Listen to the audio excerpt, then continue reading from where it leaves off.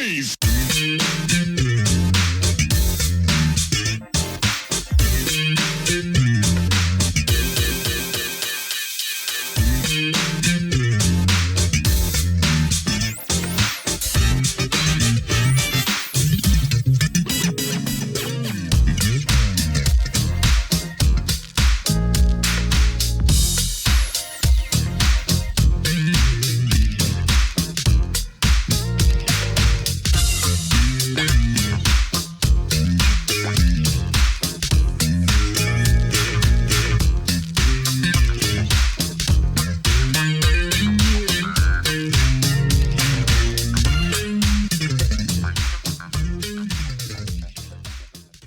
Hello and welcome to another edition of Truth and Rhythm. Brought to you by funkinstuff.net, this is the interview show that gets deep in the pocket with contemporary music's foremost masters of the groove. I am your host, Scott Dr. GX Goldfine, musicologist, creative arts journalist, and multimedia pro. Whether you're watching the video version of this show or the audio-only podcast version, I thank you so much for your continued interest and support in this show. If you enjoy this programming, there are several ways to help support Truth and Rhythm, as well as contribute to further enhancements and expansion, plus get some sweet perks and rewards in the process. First, subscribe to the Funk and Stuff channel on YouTube, which is where Truth and Rhythm lives, and be an advocate by spreading the word among fellow funk, jazz, and R&B music lovers. Second, join Truth and Rhythm's new membership program through Patreon, which features 3 tiers for truth believers, truth seekers, and truth crusaders. You can also submit a direct donation to the cause anytime at funkinstuff.net. At that site, which is loaded with awesome content, you can also purchase the book Everything's on the One, The First Guide of Funk. Shop for official Truth and Rhythm and Funk and Stuff merchandise, and use the Amazon links for all of your online purchases, which allocates a percentage to this show. Sponsorship opportunities are available as well. Contact me directly at scottg@funkinstuff.net. For those of you who go the extra step in supporting the show, you have my heartfelt gratitude for allowing us to continue to shine the light on those special artists whose quest is to find truth in rhythm. I'm delighted to welcome to the Truth and Rhythm Mothership funk and soul singer Martha High. Best known for her more than 30 years of touring, performing, and recording with the Godfather of Soul himself, Mr. James Brown. Having opened on tour for Brown in 1964 as a member of the vocal girl group, The Jewels, she stayed on and went on to work with JB all the way through the mid-1990s. Recording her first soul album in 1979, High went on to release several sets of first-rate funky soul that continued right on up to present day. She's also worked on projects by others from Brown's camp, such as Bobby Byrd, Lynn Collins, and Maceo Parker. In 2017, she released her autobiography, He's a Funny Cat, Ms. High, My 32 Years Singing with Mr. James Brown. Her newest album is yet another fantastic collection of funk and soul gems. It's called Got My Senses Back. Martha? That's right. Yes. Hello. Hi, How welcome. are you?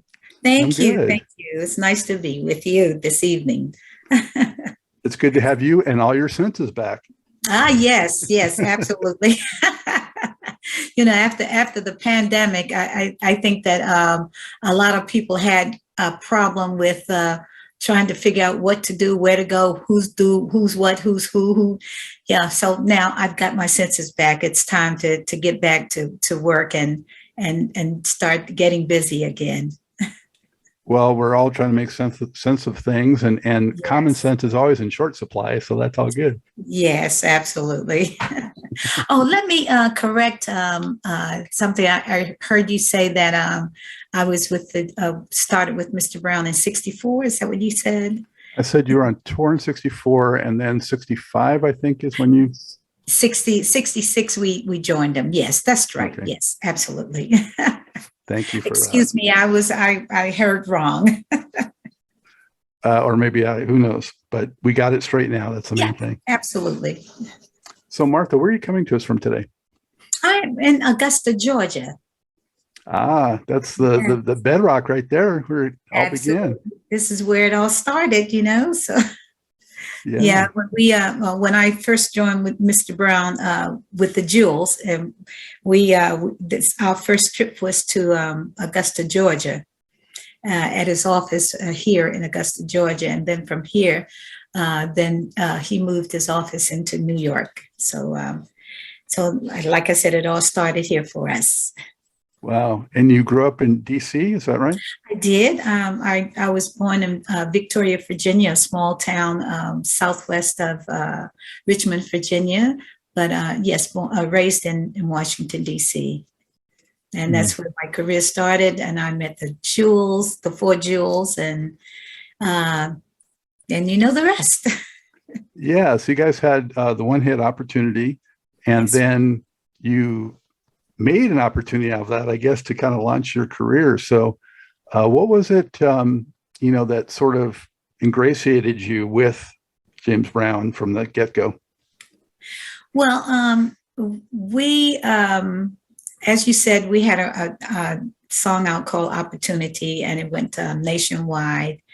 And meeting him at the Howard Theater for the first time, I've seen him. I had seen him many times before that, but I think that when he came to the Howard Theater while we were performing there, and during the time that we were on the stage, we heard a lot of noise in the audience, thinking that we were really cutting up and doing such a great job, but we found out that Mr. Brown was in the audience. So anyway, he came to our dressing room, and that's when he told us that he really loved the way that we performed. And I think at that time, he had never had a female group of singers on his show, So I think after having, Vicki Anderson was on the show, and Bobby Byrd, James Crawford, TV Mama, different places, different people like that. And all of a sudden, he just, I guess he probably just said, okay, let me give this girls group a chance. And he chose us, which was great, because he not only saw us at the Howard Theater, but it was also in at the Apollo Theater in New York. Yeah, so I think that made the difference of being a female group, a vocal group, and he just wanted to add something different. And of course, we had the record out opportunity, and he really liked the song. Yeah. Did you know early on in your life? I mean, you got an early start, but at what point did you know that you wanted to make music a career? I think it was around during the time that I was in high school. I was about 15 or 16 years old. And before I joined the Jewels, the four Jewels, I had formed a group of my own. And one of the young ladies, her name was Zeola Gay. She was Marvin Gaye's sister. So her and I started a group. We added another young lady with us. We didn't have a name at that time. But we just, started singing, and I didn't really feel that I was going to go any further. At least I wasn't thinking that way. I was just enjoying the moment, being with the girls, and we were harmonizing very well and having a good time together. We did some sock hops at school, talent shows, so it was fun, but still not thinking about making it a career. My father didn't really agree with me being a singer. He just said, no, I don't think that's going to work. I think that you need to have a job like everyone else, in the future. But I don't know. I just kept at it. We kept on rehearsing, and then we met Bo Diddley. And Bo Diddley took a liking to us, and we started going to his home. He had a studio there, and started rehearsing there. And again, that's where I made contact with the Jewels too. Now they went to the same school as I did, but I really didn't know them that well. I had seen them and heard them, because they had local hits around Washington, D.C. So, and never thought that I would ever become a part of them as well. But I think I was about 17 when I really felt like, okay, I think this is going to work. Not still real sure, because still hadn't met Mr. Brown at that time, but I did join Mr. Brown. We joined Mr. Brown when I was 18 years old. And that's when I really decided, okay, yeah, this is the life. This is where I want to be. This is because it was a much higher level than what we were, how we were performing. So yeah, I was ready then. I was ready.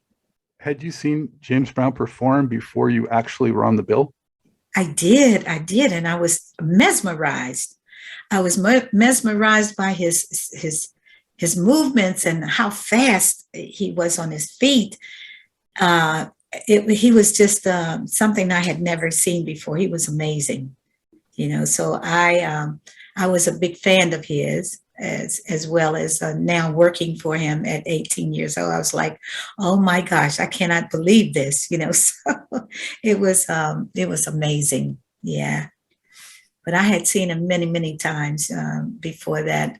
I had traveled to Baltimore, Maryland, to see him at the Royal Theater as well, And then he used to perform at the beaches in Washington, D.C., well, not in Washington, D.C., but outside of Maryland, the Cars Beach and, oh my goodness, it was another one.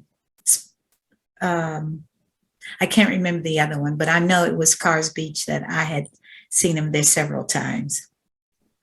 So, yeah, big, huge fan. Do you recall the first show that you opened up and like where it was and how you felt? Yes. With Mr. Brown, is that what you're saying? Or yeah. Well, you opened for him first, yes, right? Yes, we did. Yes. Yeah. So the first show opening, where you shared a stage that James Brown also came out on. Yeah. Well, it was at the, let me see, I think it was the Royal Theater where we started performing. We did it was called the theater circuit at that time, where you would start performing at the theaters, and it was one behind the other one. You would stay at one theater a week, and then you go to the next one for a week. And from there, we went to the Apollo to the Regal Theater. And that was quite amazing. And we had only signed up to do the theater circuit. But after we finished all five, because it was there was the Royal Theater in Baltimore, the Uptown Theater in Philadelphia, the Apollo in New York, the Regal in Chicago, and the Howard Theater. So we performed at all five of the theaters. And after that, he approached us and said that he would like for us to stay on the road with him. So that really told me, right, again, that confirmed me wanting to continue, to be a singer and make it as a career. When he asked us that, I was like, oh, okay. If James Brown asked us to stay on the road with him, we must be doing something good. Did your father become a believer at that point? No. It took him a couple of years before he really said, okay, you're good. And that was, he came to the show in Richmond, Virginia, when we performed there. It was about 2 years later, and he came to the show there. And after the show, when he came to my dressing room, he just kind of sat there, and I could just really feel his eyes on me, and he was just staring at me.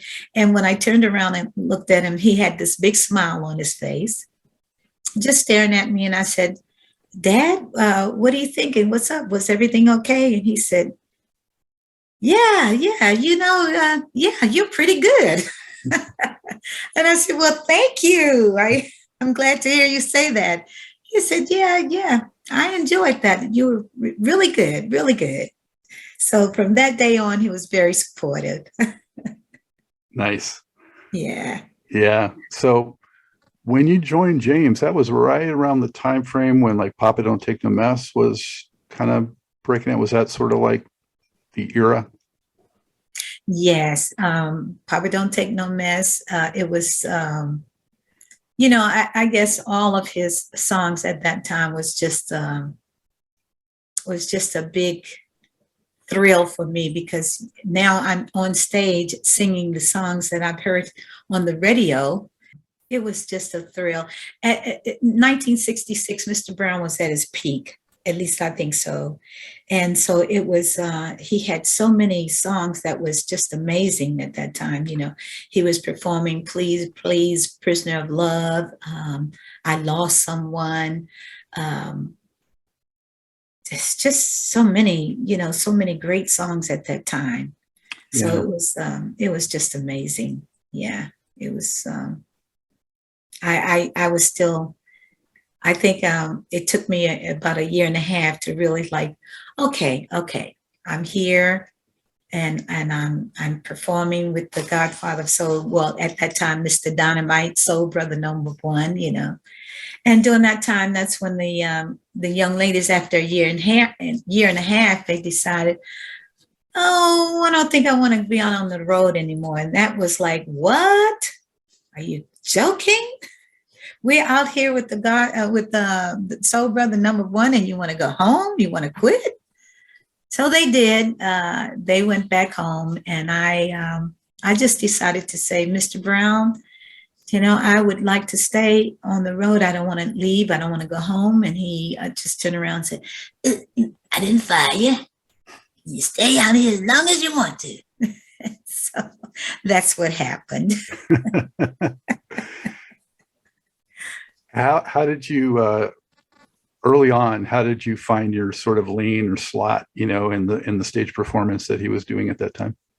Well, while I was singing with the Jewels, I was always in the background. I was a background singer, and I felt that I was really good doing that. It wasn't until I joined Mr. Brown that I started lead singing. He gave me a song to lead when we were out there together. The Jewels. He gave me the song "Don't Mess with Bill," and oh my goodness, when he told me, he said, "This is how I want you to lead. Don't mess with Bill." And I was like, "Oh no, no, no, no! I can't do that. I'm a background singer." And he said, yes, you can. You can sing it. And I was like, "Okay."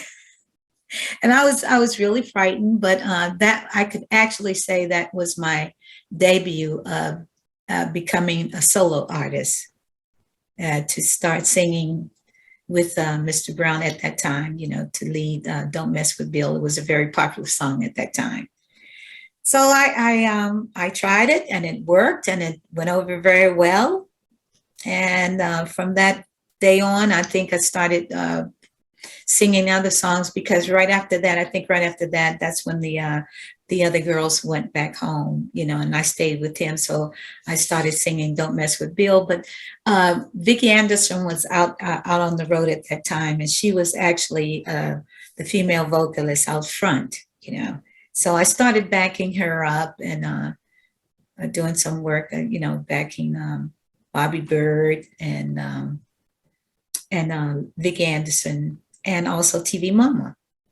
So I started doing background, but I wasn't on stage with them. He had me in the background, off stage. And I didn't mind, because I know my voice was being heard. And eventually he had to put me out front, because everybody was asking, well, where's this other voice coming from? Is this a recording, or what's going on? So it was a lot of questions asked. And so he had to end up putting me out front with Vicki. Martha, what was your early impressions of James Brown? When you kind of in your first first time meeting him, and maybe the first year or so, and I'm sure it was probably intimidating, I'm thinking, just because of his stature and all. But what did you think about him at that point? When we started working for him, we didn't exactly have a relationship with him, of speaking to him and seeing him, because he was always on the go. He was moving a lot. And all of his messages to us was through his manager. You know, if he wanted to tell us something, he would tell Mr. Ben Bart, you know, let the girls know this and that, this and that. And then sometimes he would call us to his dressing room and tell us that he think that we were doing a very good job. And yes, I was intimidated. I didn't know how to take him. I didn't know, you know, exactly what kind of person he was. We were always meeting him in his dressing room, and when we come in, he always doing his hair, and, you know, maybe look back and talk, and he'd give us a smile. He was very cordial, but and that's, you know, he said, "Okay, ladies, and I talk to y'all later. Nice seeing you. You're doing a good job. Keep on doing what you're doing." And that was about it, you know. So that lasted for about, I guess, maybe about 6 months, you know, that we wasn't really in contact with him that much, you know. And then all of a sudden, he invited us to go to fly to New York with him because he wanted to take us shopping. It was like, what? You know, go shopping with James Brown? Are you kidding? Then we did. We traveled with him to New York, and that's where he was living at. And we actually went to his home and stayed there for like a week. I think it was like a weekend or 3 days or something like that. He did take us shopping, bought us new uniforms and everything. And so then that's when we began to feel like we were really a part of the show, because now we're talking to him. He's not at the theater, and he's more settled and asking us questions and wanting to know about who we are as a person and everything. So that was quite a change for us, and it made me feel more comfortable working with him, and not just feeling like, okay, we're just here to be on the show. We're not going to know him as a person. But yes, we did get to know him, and it was great. It was good. It was it felt better, you know. I felt more relaxed working with him, and then and then later through the years, I became his hairstylist. So I had to constantly travel with him. Whew, that was different. What year did that begin? Mm-hmm. What year did you start doing that? It was like in the 80s. That was in the 80s. I started working, you know, with him and doing his hair. He had a hairstylist out by the name of Henry Stallings, and sometimes he wasn't there, and I had to travel with him to do his hair. So that was quite an experience, and that's when I really got to know him. And even even before that, he and I became very, very close, because I was the only one that was left from the Jewels, you know, and he seemed like he really took to me and sort of like cared for me like a father, you know. And he would always call my mother and father and tell them, you know, not to worry, she's fine, she's out here, we're working. And you know, when I was coming home, what I was doing out on the road, you know, it's like, why are you calling my parents? I'm old enough, you know. But that's what he did. And I felt like he was like a father figure, a brother, as well as my boss. Yeah, so it was cool. When did you first get to go into the studio? Well, we actually started going into the studio as the Jewels. When we came out on the road, we went into the studios with him to record. We recorded an album with him called "Ain't That a Groove." So we were on that album with him. We did backup for him on that album, and he also took us in the studio and we recorded a song called Smokey Joe's, and we recorded "This Is My Story." We recorded Mama's Got a Bag of Her Own. Oh gee, it was another one. It was another song I can't remember.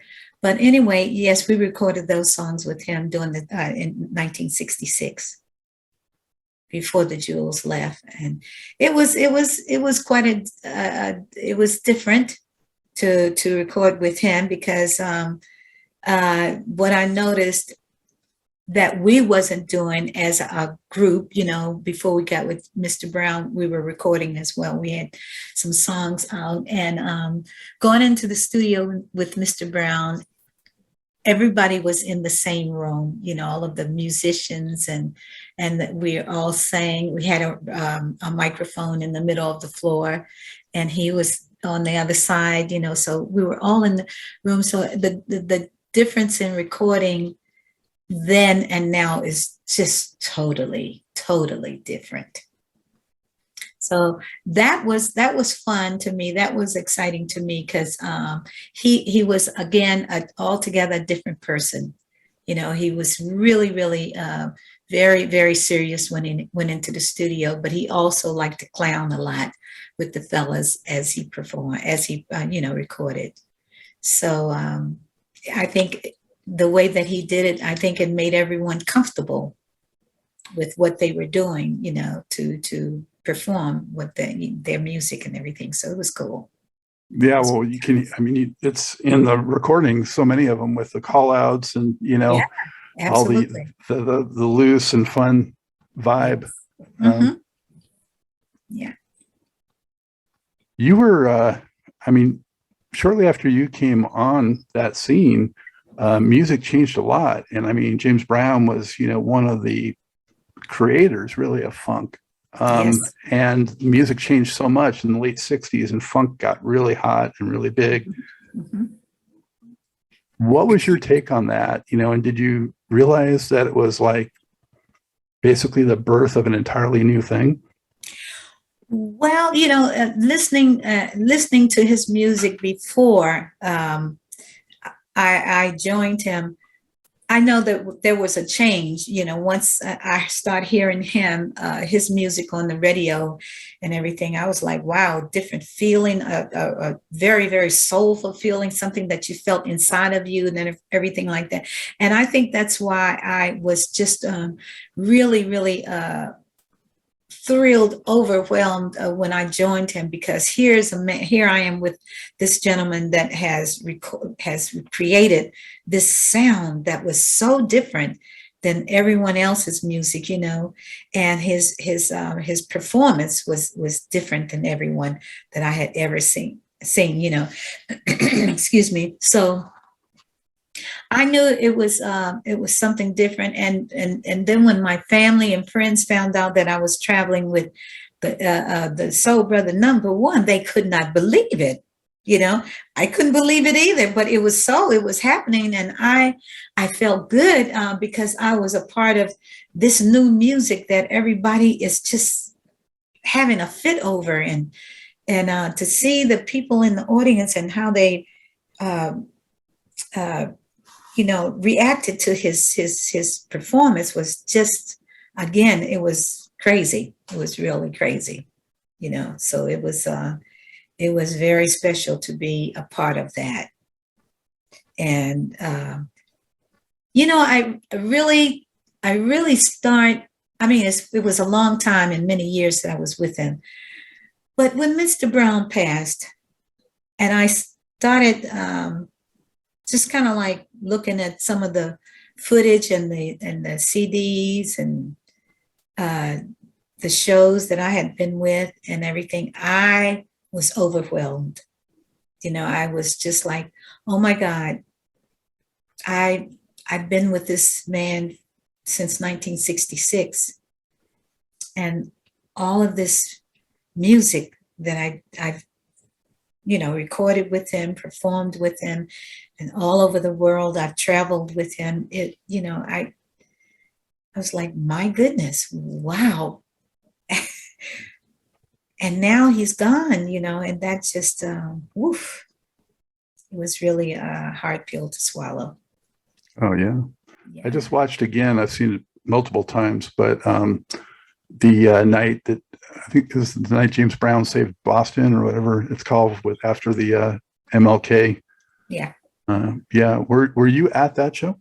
No, Oh, no, I wasn't. Mm-mm. amazing though. Yes, it was. It was very amazing.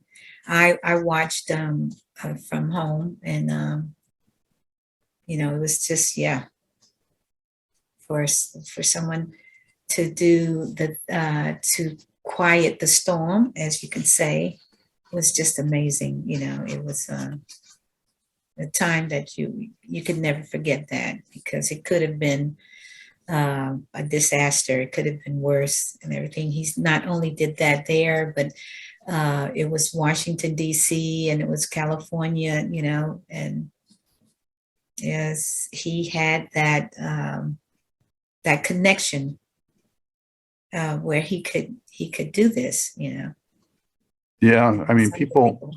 I think a lot of people don't realize or they forget or whatever just how big he was and what a cultural icon and just how successful and I mean, just an amazing level Yes, yes, of yes, achievement. yes. And even when the Pope met him, the Pope was excited. And I mean, that's saying a lot, to meet the Pope, and the Pope is just as excited and knew who he was and everything. So it was amazing. He was an amazing person. It was quite a journey to be with him. Were you around during the time when some of the band left and Bootsy Collins and his brother came in? And Well, I was there, and when I left, and that was in '69 and '70, that Bootsy and them joined him, and that's when I wasn't there. I was with child, and so I was at home. But during the time that they were with him, they came to Washington D.C., and that's where Mr. Brown recorded "Doing It to Death." And I was at the studio. He called me and had me to come to the studio. So I recorded the background. I did the background to "Doing It to Death," "Make It Funky," So him, well, myself and his wife, Dee Dee, yeah, her and I did the background. So. did you get to meet Bootsy's brother at all or any of that band? Oh yes, no, not at that. Yeah, I met them at the studio, but then later on through the years, I met them. They were in L.A., but I've met them many times. I know them very well. As a matter of fact, I've recorded at Bootsy's house during the time with Bobby Byrd, Vicki Anderson, Lynn Collins, and Marvin and I. We recorded at Bootsy's home in Cincinnati. But yeah, I know them very well, and I thought they were fantastic. But I never had a chance to work with them while they were with Mr. Brown, because Okay. after they left, I joined him again. But you worked some with, well, I know, if not at the time, subsequently, you certainly have quite a bit with like Maceo. Oh yes, And mhm. what can you tell viewers about Maceo as a person and as a talent? Amazing, a wonderful person. I right after I left Mr. Brown, I joined Maceo in the year of 2000, and I worked with him up until 2016. He is an amazing person. I mean, he has a sound. He has a sound that no other a saxophone player has. He's a perfect gentleman, great to work with. And we really did work. I think when I first joined Maceo through the year, the first time in 2000, we were working at least 265 days out of the year.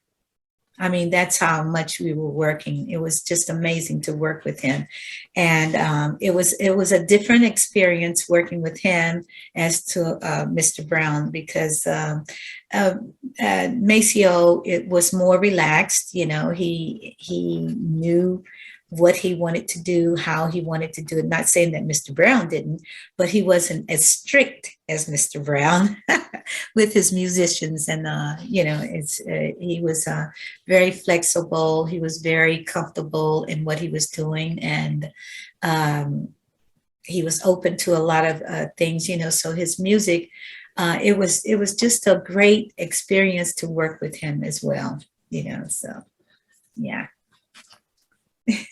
I think so. That band, did that include Skeet on bass and Greg Boyer also on? Greg Boyer, it was a trombone player, yes, and Rodney Curtis on bass. Yes. The best bass player in the world. Oh my gosh, I think I'm one of his biggest fans. He is totally amazing. And Bruno Spate, the guitar player, he was off the chain. So the musicians, to work with them was just extraordinary. It was a different feel. His Maceo's music was very funky and very, very just well put together. It was just great. It was great working with those musicians. There was a gentleman by the name of Dennis Rollins that worked with us from out of England, London. Well, not London, but I know he was from England. So that was an experience. It was great. Yeah. Yes. Maceo is my favorite sax player ever. Nobody sounds like him, like you said. And I played alto sax as a kid. So, okay. Yeah. And then my other favorite horn player's got to be Fred Wesley. Oh my gosh. Tell us about Fred a little bit. Well, Fred he's just the most beautiful person you would ever want to meet. Very, very kind. Maceo, Fred Wesley, and Pee Wee Ellis, they worked together. So all three of them just had the same persona about them. They were just very fine gentlemen, very good musicians, and very, very, it was very comfortable and easy to work with them. Fred Wesley is a very, very close to me. He's a very close friend of mine. He only lives about 20 minutes from me. Well, no, not 20 minutes now. Well, when I was living in Sumter, South Carolina, he was like about 20, 30 minutes from me. Now he's 2 hours away from me. But him and I still keep in contact, and I still work with him occasionally. We have shows together at times overseas. And I worked with him just recently at the theater in the Supper Club, the Bethesda Jazz Supper Club in Bethesda, Maryland. I worked with Fred a couple of months ago, so it was great. And yeah, he's a fantastic, very, very, very intelligent, smart man, when it comes to this music business. And just an amazing arranger, and yes. No one plays like him in my mind. No, that's right. Yeah. So. And did you get to meet, I'm sure you met him, but did you have much contact with folks? Obviously, Bobby Byrd. What can you tell us about Bobby? Oh, yes. And yes, I toured. I did a few tours with Bobby Byrd overseas. I've done a tour with him and his wife, Vicki Anderson, along with Lynn Collins, and then also with Marvin Whitney. Vicki Anderson, Marvin Whitney, Lynn Collins, and myself, we went on a tour with Bobby Byrd as the King's Queens.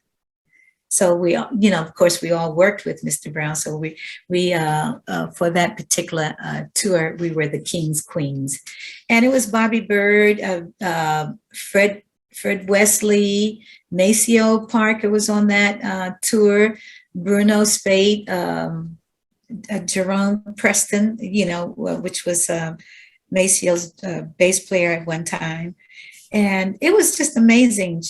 It was an amazing tour. And then again, I went again with him on the road overseas again, touring with not only his wife, but his daughter, Carlene Anderson. She was with us at that time, and again, Margaret Whitney. So I did tour with Bobby several times. The great thing about it, every time we talk about someone that has been with Mr. Brown, and you want to know how they are, what kind of people they are. They're wonderful people. They are.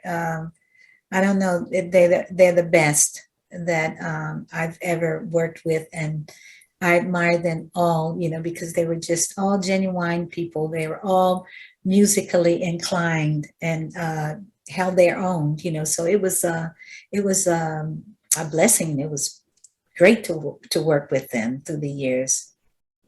Yeah. Of course, James Brown is notorious for being strict as a band leader and finding guys if they miss their cue or whatever. Was he just as strict with you as a vocalist, or did he give you a little more slack? No, absolutely. No, wasn't no. all of us went through that, he was very particular about how we dressed.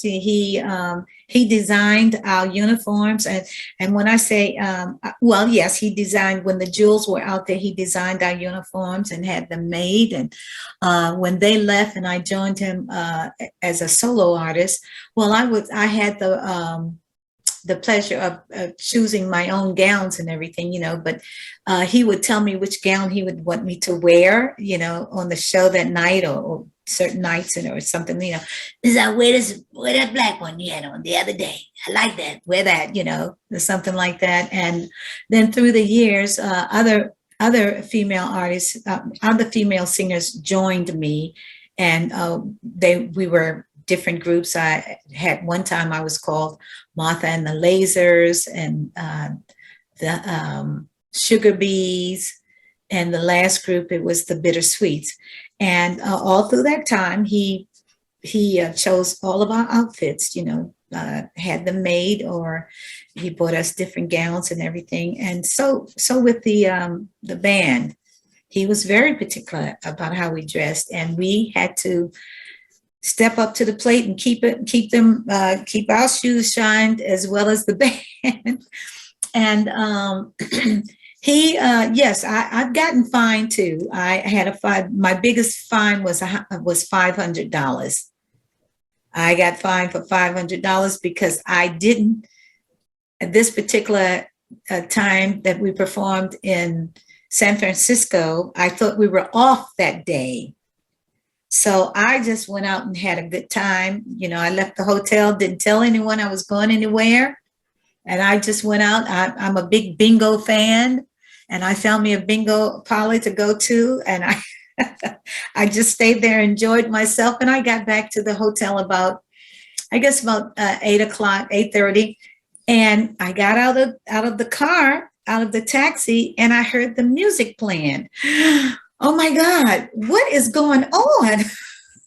So I don't know how I got to my hotel room as fast as I did and got dressed. It seemed like it was only about 15 minutes. But I got down, by the time I got to the stage, the show was over. And I was just like, I didn't know what to say or do. And one of the band members said, "Where were you? What happened?" And I said, "Well, I thought we were off, So anyway, long story short, when Mr. Brown came back for the second show, I was downstairs and dressed and ready to go on the stage. And he approached me and he said, "Is that where were you?" And I said, "Mr. Brown, you won't believe this, but I thought we were off and I decided to go to the bingo game." He looked at me and looked down to the floor. He said, "Miss Hyde, where were you?" And I said, "Honestly, I was at the bingo game and I had no idea." And he said, "All right, $500 fine." And I said, $500? And he said, "If you say anything else, it's $1,000. And I was like, okay. So he said, go on stage, go ahead on stage. And I went on the stage and I was like, oh my gosh, $500. So he took the money out of my pay, but he gave it back to me a week later. So that was my biggest fine. But I've had some smaller, but I was able to work it out and get my money back. Wow. Yeah. I had Don Tiger Martin on the show a while back, and he told some amazing stories about, that kind of thing. And, but you were with Mr. Brown for so long, you did take some time off, like you mentioned, to have a child and so forth. But overall, I mean, there's so many band members that came and went, and they had their little run-ins and fell out and fell back in, all that kind of thing. Yes. How was it, what was it about you and your relationship, you think, that allowed you to, stick with it so long? Well, a lot of people complained, a lot of musicians that left and possibly came back or just left and didn't come back. A lot of them complained about how he handled the band and, his ways. I mean, I think that a lot of musicians and singers that are at the same level as Mr. Brown, they have their ways, and I never really felt that he was unbearable or just a bit too much. I think that when he find the people that he had his reasons. Mr. Brown had a very, very good ear. He had a very good ear, and he could tell when we were on stage who would mess up. And as many rehearsals that we would have, I think that he just felt like, all of the rehearsing that we do, you should know your part, you should know what you're doing. And I think that's why he would find people, because Mr. Brown was known to have so many rehearsals. We have performed at the Apollo Theater or at some gigs, where after the gig is over, we had to go back on stage because there were mistakes made, and he wasn't pleased. And he would rehearse us after the show. Our sound checks were like a show because we had long sound checks. It was like we were performing on a show. So he was very, very strict about performing. Very, very, like I said, we rehearsed a lot. And so when he gave the fines, some guys didn't like it and everything. And I mean, I didn't like it, but when he fined me that $500 is because I didn't make the show. I missed the show. So it was always something. It wasn't just because, but it was always something. So he had his reasons. And I think that that's why he was Mr. Dynamite, Soul Brother #1, the hardest working man in show business, because he was persistent and he wanted always his shows to be the best. So we rehearsed a lot, and we had to wear certain outfits. I think that some of the band members didn't like the suits that he chose for them, but hey, it was his show. So why not just wear if you didn't want to wear what he wanted us to wear, or if you didn't like the rehearsing, it was best to leave, because that was James Brown. That's what he wanted. And I don't know. I think that Mr. Brown took to me as like I said, he took care of me. He treated me like I was his daughter. After the Jewels left, and I was just there alone with him, and I did some background behind stage when the Flames were still out there. I would do some background in the back and off stage with them. But I don't know, he just took to me as like a daughter figure, and he protective of you. Yes, he was, very much so. And and I was just there with him a long time. And I've gotten to the point where I was fed up with certain things, that was going on. And I would leave. I would leave and I would come back. I'd leave for maybe about a month or two, and then I would come back. And but yeah, I end up staying. And then maybe about 15 to 20 years before he passed away, I started actually being his hairstylist. So I worked with him that way, and I got to know him very well because I had to travel with him even when we wasn't on stage. I traveled with him to do his hair, and I'd go on vacations with him and his family, to do his hair and everything. So I got to know him pretty well, and he really looked after me. I was like I said, I was like a sister, brother, a father figure to me. He just really took care of me. Yeah. And so I ended up being with him for 30 some years. That's certainly a badge of honor of some kind, I think. Yes, it is. It is. I don't think I would change anything if I was to have to do it over again, because like I said, his strictness, it was only as far as the show was concerned. He had other ways of certain things, personal things like band. He didn't want any relationships between the singers and dancers and the band, things like that, because I think that he didn't want any conflict, or anything to interfere with working on stage. Did you ever see him make a mistake on stage? Yes, I did. Was he smooth enough where the audience probably didn't notice it? Oh, very smooth. Yes, yeah. Very smooth. He now, as far as like working with the mic, he there were times when he dropped the mic or something like that, but I think everything else that he did, you wouldn't even notice that, you wouldn't even notice it.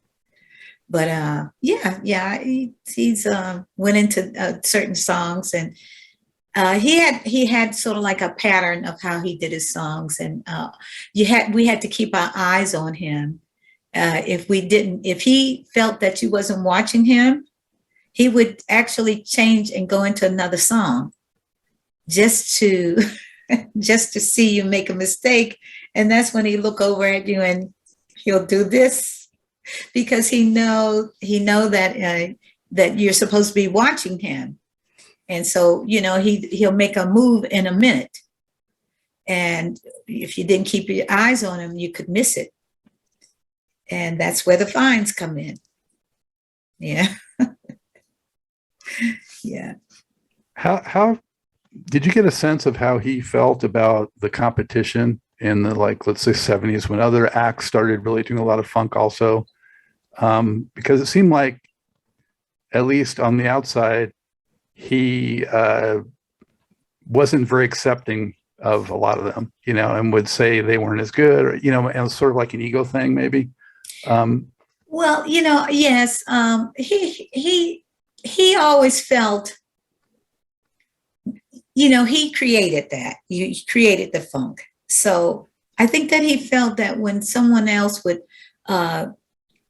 create their music and come out with a funky sound or anything like that, he felt that maybe they should have come to him and got his directions, or his help or something like that, because I was with many times when he had approached different groups or artists or something like that, and he would say to them, I like your music, but you should have come to me.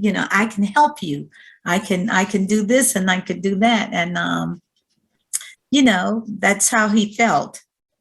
But the artists themselves, I think sometimes they felt like, I don't need your help. I don't mind doing something with you, but I'm not helpless to the fact that I can't create my own music, And I think that's how he was feeling.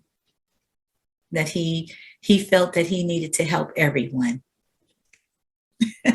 But he also wanted to pull everyone else off the stage too, right? Well, yeah. He, he just felt that he was the best. He was the best, and him being out there so long and everything, and then gained the name of the Godfather. I just felt he just felt like he supposed to help everyone, and everyone's supposed to respect him and come to him, I guess. Yeah. And that's my thoughts. I could be wrong, but that's what I saw. That's what I felt. There's much more to this great Truth and Rhythm interview. Just continue on to the next part of the episode. Also, be sure to subscribe to this channel. If you've already done so, please share it with friends. And become a member by joining Truth and Rhythm on Patreon, or consider donating at funkinstuff.net. Thank you very much.